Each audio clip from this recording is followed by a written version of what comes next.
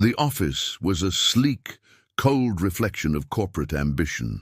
Bright fluorescent lights flickered overhead, casting sterile beams across pristine white walls. The hum of computers and the clattering of keyboards filled the air, punctuated by hushed conversations and the occasional cough. A long, polished conference table stood at the center of the room, its glass surface gleaming like a mirror. Unforgiving, unforgiving. Amara's eyes scanned the space from the doorway as she stepped inside, her heels clicking on the marble floors. Her chest tightened.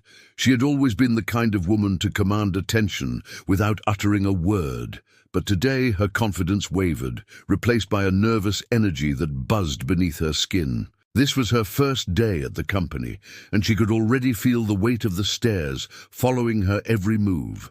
A sharp glance from the receptionist, a quick whisper between two colleagues as she passed. They didn't even try to hide it. Amara ignored the slight prickles of discomfort and continued to walk down the hallway, her eyes set ahead. She had worked too hard to get here, had overcome too many hurdles to let the judgments of others stop her now. But as she approached the office door marked "Manager," she couldn't shake the feeling that something wasn't quite right. The whispers, the tension in the air. They had no idea who she was, and that realization made the blood rush in her ears. She knocked lightly before entering. "Come in," a deep voice called from inside, and Amara pushed the door open. Sitting at a large desk cluttered with papers, the manager looked up. His expression was unreadable, and his eyes, a pale shade of blue, seemed to gloss over her as if she was just another faceless employee. His posture was rigid, his suit immaculate, the kind of man who had built a career on appearances. But Amara wasn't fooled. She had seen this type before, people who relied on their position to assert dominance, to feel powerful, people who assumed they could make or break others. "Miss Davis, right?" he asked without a smile, motioning for her to sit. Amara nodded, offering a polite but distant smile in return. "Yes, that's me. I'm excited to be here." The manager barely acknowledged her enthusiasm, his fingers tapping against the desk rhythmically. "I trust you know why you're here. We're expecting great things from you, but remember, the pace here isn't slow. We need results, not excuses." The air between them seemed to grow heavier with every word he spoke. Amara had heard these lines before, delivered in different rooms, by different people, but always with the same undertone. A reminder that her worth, in their eyes, would be determined by how quickly she could prove herself. She squared her shoulders. "I understand. I'm ready to do the work." The manager leaned back in his chair, surveying her with an air of calculated indifference. His eyes seemed to linger a little too long on her skin, and Amara felt an uncomfortable twist in her stomach. She had expected this, had been prepared for it, but it didn't make it any easier. "You know," he began, his voice turning just a little colder, "we have high standards here. We're not in the business of hiring people who can't keep up." He paused, as if the words were a challenge, daring her to respond. Amara's heart skipped a beat. The unspoken message was clear. He didn't believe she was capable of handling the pressure. It wasn't her work ethic he questioned. It was her, the color of her skin, the way she looked, the way she carried herself in a room full of people who looked nothing like her. She clenched her fists in her lap, forcing herself to take a deep breath. She was used to this, used to people doubting her before she'd even had a chance to prove herself, but she wasn't about to let him get away with it. "Not this time. I'm confident I can meet the standards you expect," she said, keeping her voice steady. "And I'm not here to prove anything to you. I'm here to do my job." The manager chuckled, though there was no warmth in the sound. He pushed a few papers aside, as if he was done with the formalities. "That's good to hear, Ms. Davis, but I'll be honest. I've heard stories about people like you, who think they can just come in and change everything." Amara's pulse quickened and her mind raced. He couldn't be serious. She had heard whispers, too, stories of those who came into the company and were chewed up and spit out by those who thought themselves more deserving. Was he already making assumptions about her? Was this the test she was meant to pass? She steadied her breath again, determined not to let him see her frustration. "I'm not here to change anything," she said carefully. "I'm here to contribute." The manager's eyes narrowed, a flicker of irritation flashing across his face. "Contribute, right. We'll see about that." He stood abruptly, turning away from her as if he'd already dismissed her. "I'll give you the standard probation period, but understand this. If you don't deliver, you're out. No questions asked." Amara stood as well, her mind racing. There was something deeply wrong here, something beyond the typical office politics.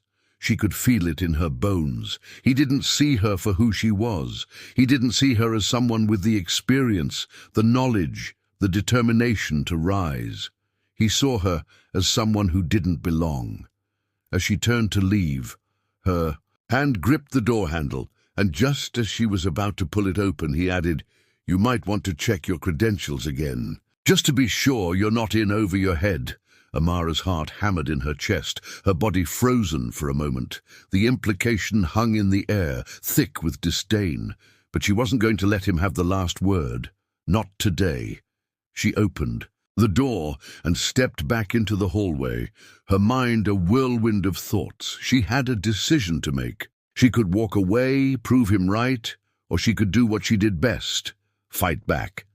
But little did he know, Amara Davis wasn't just the new hire in his office. She wasn't just a woman fighting for respect in a world that didn't know how to give it. She was the CEO, and in just 2 minutes he would find out exactly who he was dealing with. Amara's footsteps echoed in the long, empty hallway as she made her way back to her office. She could still feel the weight of the manager's words pressing down on her shoulders, but she refused to let them crush her. Her fingers brushed the smooth metal handle of her office door, and for a brief moment she hesitated. The soft thrum of the air conditioner was the only sound in the quiet space. Inside, a modest desk sat beneath a large window, the view of the bustling city outside offering her a sense of calm she desperately needed.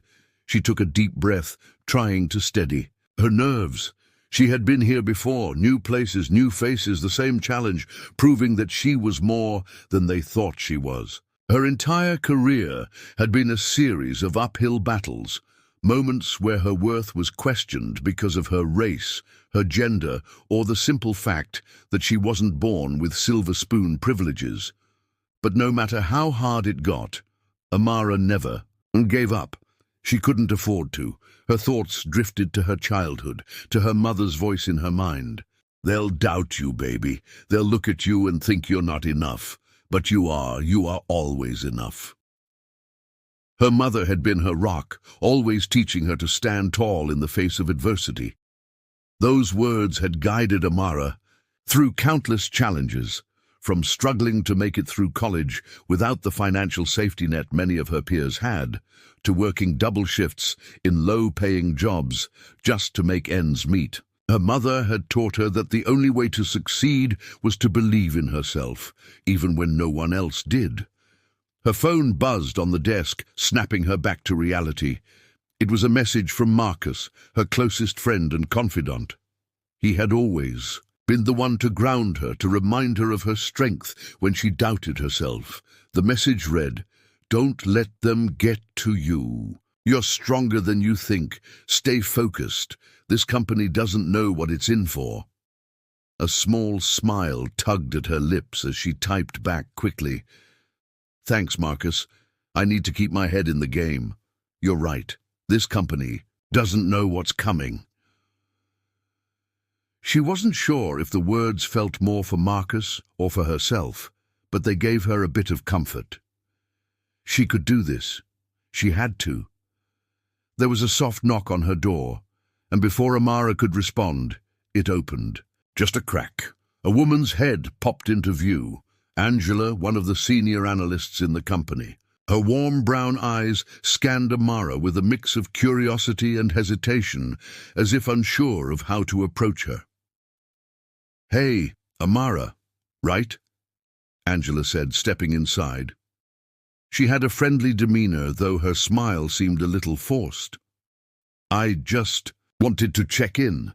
I heard about your meeting with Mr. Thomas, and I know he can be a bit much." She hesitated before adding, "If you ever need anything or just someone to talk to, let me know."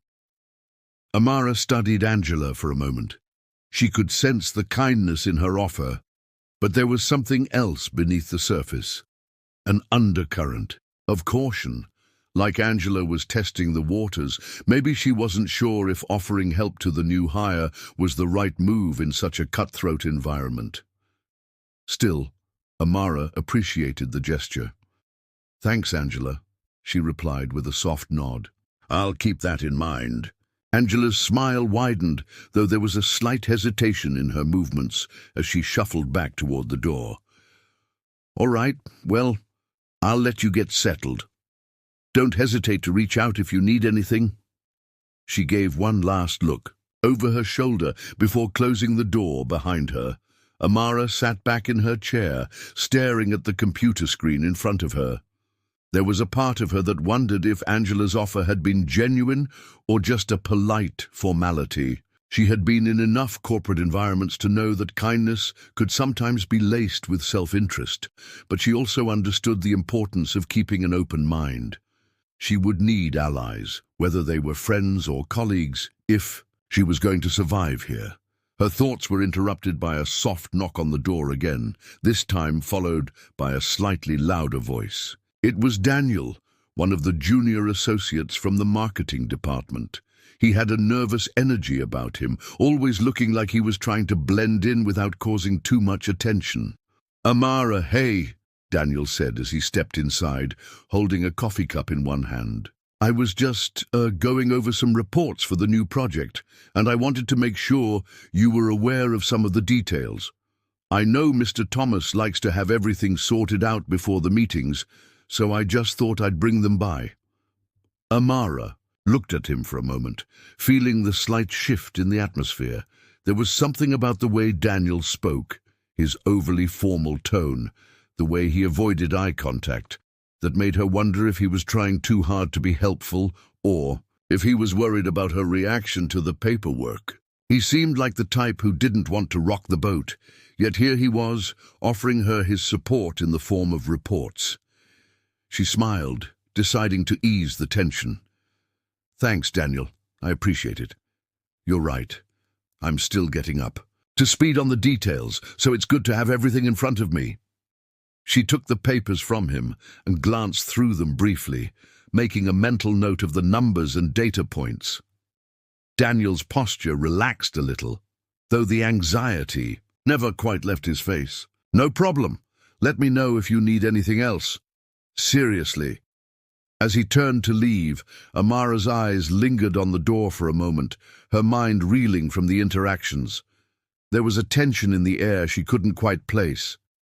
Angela's offer felt almost too cautious, like she was walking on eggshells. Daniel's attempt at being helpful felt too rehearsed, too calculated. It was as if they were all waiting for something to happen, something to shift the dynamics in the office. But what? Amara couldn't shake the feeling that the calm on the surface was just a thin veneer, and something more explosive was waiting just beneath it. The question was, what exactly was brewing? As she leaned back in her chair, her thoughts turned to the manager. His words, his dismissive attitude, everything about their interaction had rubbed her the wrong way. He didn't know who he was dealing with. But what if his arrogance was a symptom of something bigger, something more dangerous? She had seen men like him, men who believed they had power, who treated others like obstacles rather than partners. But this time, she wasn't going to let him push her around, not without consequences. Amara glanced down at the papers Daniel had brought her and suddenly froze. One of the reports had a name on it, Thomas, and the figure beside it was an A mount she couldn't ignore. This wasn't just a coincidence. Something wasn't right. The door clicked shut behind her, but the feeling of being watched lingered, heavier than before. Amara sat at her desk, the faint sound of tapping keys from other employees drifting through the air. She had spent the last few hours trying to focus on the reports Daniel had brought her, but her mind kept wandering back to the subtle tension in the air. Every conversation felt like a game of cat and mouse, each one laden with unspoken judgments. The more she sat there, the more she could feel the weight of the walls closing in. The company's atmosphere was heavy, thick with unspoken rules that made it clear she didn't belong here. But why? Was it because she was the only woman of color in a room full of suits and ties? Was it because the manager saw her as someone to be controlled, someone to be knocked down before she could rise? She couldn't shake the feeling that something more sinister was at play. Her phone buzzed again, this time with a message from her mother. "Don't let them steal your fire. Baby, you've fought too hard to be where you are. They won't break you." The words hit her like a wave, washing over the anger and frustration that had been building inside her. Her mother had always been her biggest cheerleader, her constant source of strength. Those words echoed in her mind, reminding her of everything she had already overcome, everything she had worked for. Amara wasn't going to let anyone take that away from her. Not now. Not ever. Just then, the door to her office swung open, and Mr. Thomas, the manager, stepped inside with a tight-lipped smile. Amara's pulse quickened. She had no idea what he wanted now, but she was certain it wouldn't be good. "Ms. Davis," he said, his voice dripping with condescension, "I thought I should let you know that I've reviewed your recent reports. They're adequate. Not great, but adequate." Amara didn't flinch. His attempt to undermine her was nothing new, but she could feel the underlying hostility in his words. "I'll do better next time," she replied calmly, her voice steady. "But I'm confident in the work I've done so far." Mr. Thomas raised an eyebrow. "Confidence is great, but results are better. You're in a high-pressure environment now. We don't have time for adequate." He paused for a moment, letting the words hang in the air. "Just don't get too comfortable, okay? There's always someone waiting to take your spot." The words were calculated, meant to provoke. But Amara wasn't going to let him see how much they stung. She nodded, keeping her expression neutral. "I understand, Mr. Thomas. I'll keep pushing myself to meet your expectations." He stared at her for a moment longer, as if sizing her up, before turning to leave. As he stepped out of the office, Amara let out a breath she hadn't realized. She was holding. She had survived the encounter, but just barely. Every word, every glance from him felt like a challenge she had to meet, a battle she wasn't sure she could win. But then, something unexpected happened. As she sat back in her chair, staring at the screen in front of her, a voice interrupted her thoughts. "You're doing great." Angela's voice was quiet, but there was sincerity behind it. Amara looked up to see her standing in the doorway, her expression softer now, more genuine than before. I don't know about that," Amara replied, her voice filled with uncertainty. "It feels like I'm just trying to survive, not actually succeeding." Angela stepped inside, closing the door behind her. "I get it," she said, her tone sympathetic. "This place can be a bit overwhelming. But trust me, you're making waves. You're doing something none of us have the guts to do. Standing your ground." Amara gave a small, wry smile. "I don't have much of a choice. It's either stand my ground or let them walk all over me." Angela hesitated for a moment, her gaze flickering to the floor. "It's not just you. Mr. Thomas has been acting strange lately. He's different with you. He's never been that way with anyone else, especially the new hires." Amara raised an eyebrow. "What do you mean?" Angela glanced around as if making sure no one else was listening. "He's always been the type to keep things cordial, you know, but with you, it's like he's on a warpath. I've seen the way he's been acting, and it's not just about work. There's something personal there, something he doesn't like about you." Amara's heart skipped a beat. The idea that the tension wasn't just about her performance, but something deeper, something personal, sent a chill down her spine. What was going on here? What was Mr. Thomas hiding? She couldn't let her guard down. Not now, not ever. "Thank you for telling me," Amara said, her voice quieter now. "I'll keep an eye out." Angela nodded, her eyes filled with a mixture of concern and something else, fear maybe. "Just be careful, Amara. I don't want to see you get hurt." With that, she left the room, leaving Amara alone with her thoughts. The mystery of Mr. Thomas's animosity only deepened. What had she done to deserve his hostility? Was it really just her presence, or was there something more to it? And if there was something more, what was he capable of? Her phone buzzed again, but this time it wasn't a message from her mother or Marcus. This time it was an email notification from HR, which, under normal circumstances, wouldn't have raised any red flags. But when Amara saw the subject line, "Urgent disciplinary report regarding Ms. Davis," her stomach dropped. She quickly opened the email, her heart pounding. The contents were brief, to the point. "We have received a formal complaint from Mr. Thomas regarding your behavior during the meeting earlier today. He claims that your attitude was disrespectful and inappropriate, and he is requesting further disciplinary action." Amara stared at the screen, her mind spinning. She had barely said anything during the meeting. She had kept her composure, even when Mr. Thomas had been condescending. Yet here was the accusation, an attempt to discredit her, to paint her as a problem before she could even prove herself.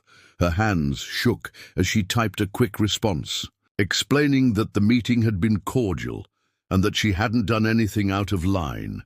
But as she hit send, the weight of the situation settled over her. This wasn't just a workplace disagreement. It was a calculated move to make her look bad, to undermine her before she could rise. But why? Was it just because she was new?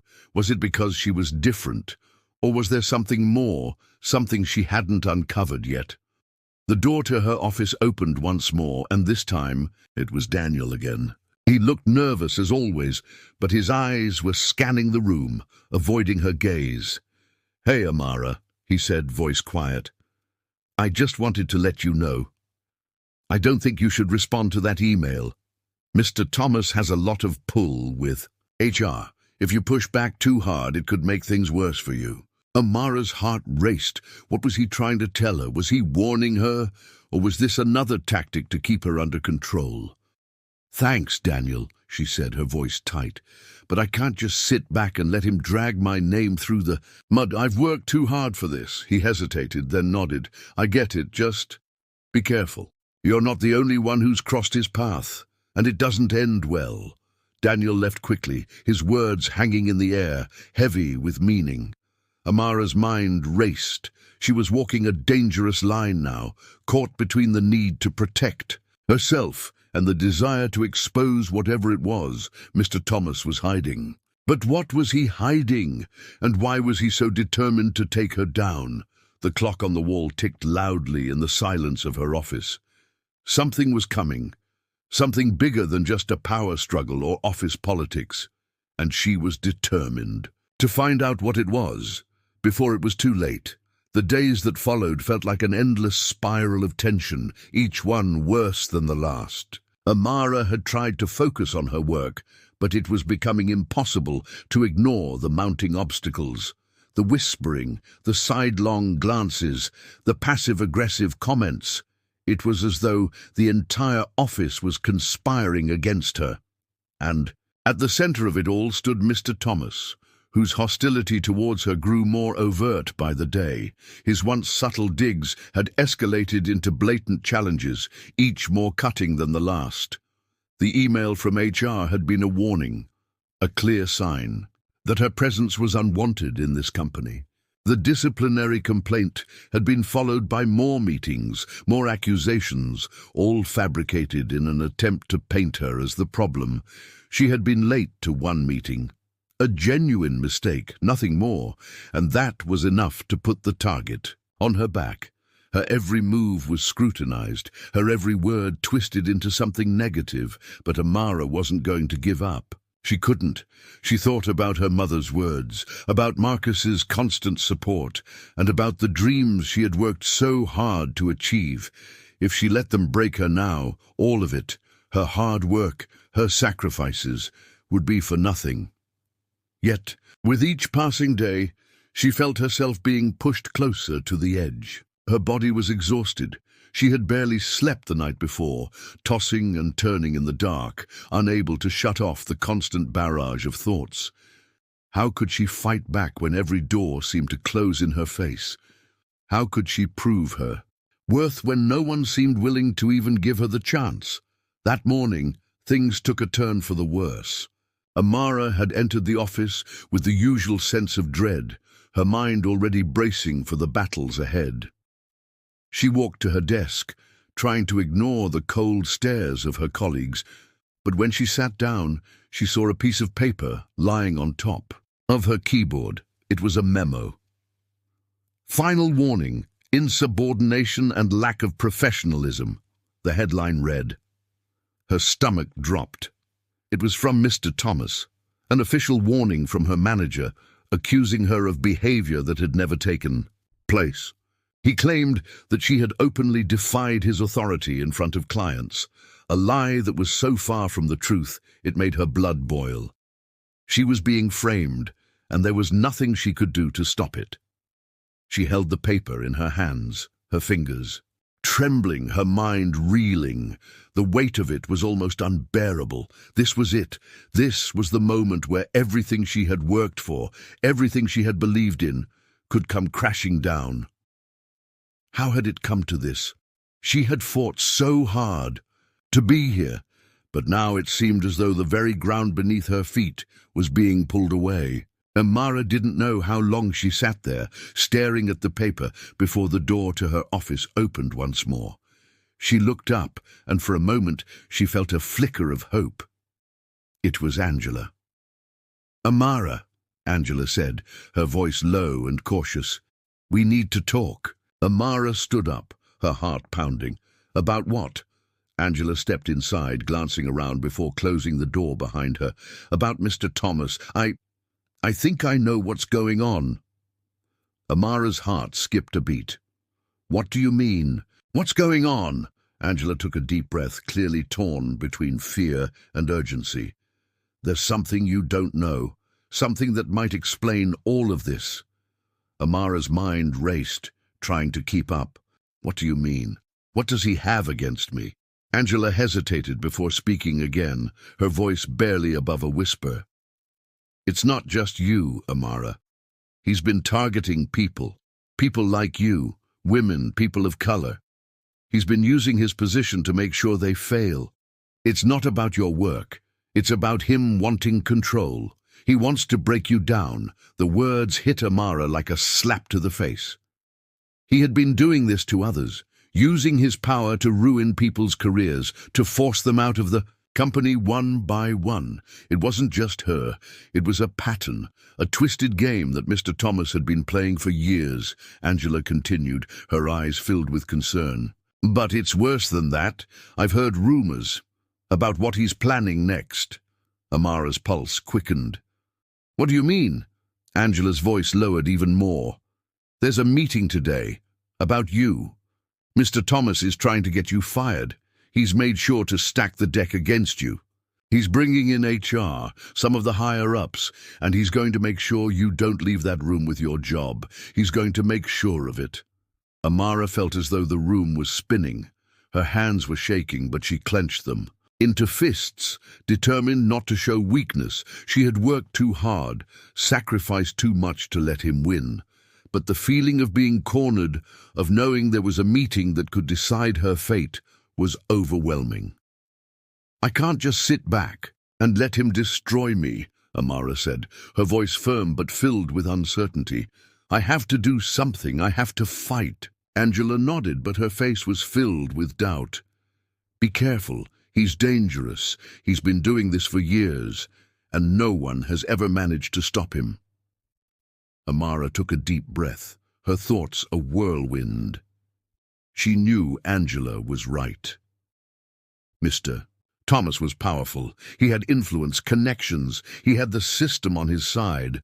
But she wasn't going to let him control her life. She couldn't. She'd already lost too much, fought too hard to let him take everything from her. Suddenly the door to her office opened again. It was Daniel, his face pale and filled with panic. "Amara, they're calling for you. The meeting. It's happening now. You have to go. They're waiting for you." Her heart hammered in her chest. The meeting. The one that would determine whether she kept her job, whether she kept everything she had worked for, was happening now. The stakes had never been higher. She took one last look at Angela, who gave her a quiet, supportive nod, and then headed toward the door. The hallway was eerily quiet as she walked, her steps echoing on the polished floors. She could feel the weight of the eyes on her, the whispers, the judgments. Everyone knew what was happening. Everyone knew that this meeting wasn't about her performance. It was about something deeper, something more personal. When she reached the conference room, she took a deep breath and pushed the door open. Inside, Mr. Thomas was seated at the head of the table, his eyes cold and calculating. The HR representative sat beside him, her expression stern and impassive. Several higher-ups from different departments filled the room, their eyes all focused on her as she walked in. "You're late," Mr. Thomas said, his tone dripping with disdain. Amara said nothing, her jaw clenched. She knew what was coming. She had to be strong, had to stand her ground. This was the moment where everything would either break or be rebuilt. But as she took a seat, something caught her eye. A folder on the table, opened just enough for her to see the name on the first page, Amara Davis. It was her file. And beside it was a second file, marked with a large red stamp. Confidential. Her heart skipped a beat. Was this the final blow? Or was there something in that file that could change everything? Before she could react, Mr. Thomas cleared his throat. "Let's begin, shall we?" The room grew silent. Amara felt the weight of everyone's gaze upon her, and in that moment, she realized just how much was at stake. This was it, the moment where everything would change. The question was, would it be for better or worse? The air was thick with tension, and Amara's mind raced. Something was coming, something big, but what?